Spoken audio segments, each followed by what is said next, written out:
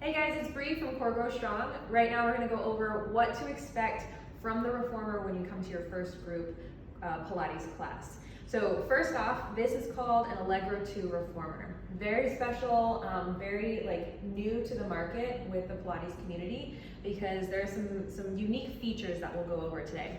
So first off, we have our carriage. You'll be laying down onto your back with your shoulders up against the shoulder blocks. And they kind of fit just like shoulder or like book bag straps up against your shoulders.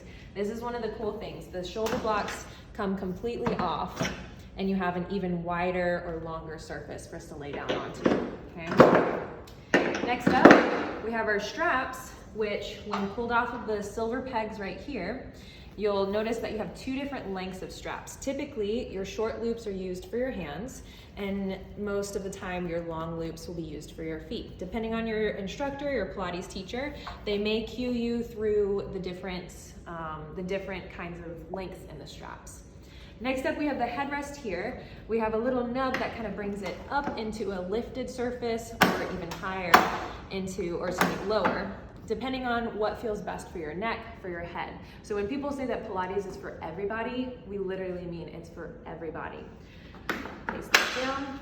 Next up, we have what's called the foot bar, and this is probably my favorite feature of the Allegro 2 itself, is that the foot bar is on what's called an infinity track.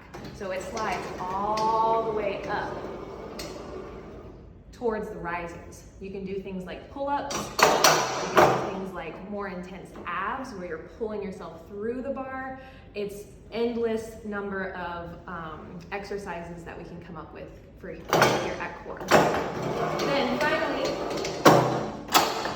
the most important part is the spring tension. So this is what gives you the tension or what makes it easier or harder in a Pilates class. You'll notice that they're color coordinated. So when a teacher calls out for you to add or take off a spring, you'll grab that spring to take it off, pull it over the nub that it's resting on, and let it just rest down into that well. Okay.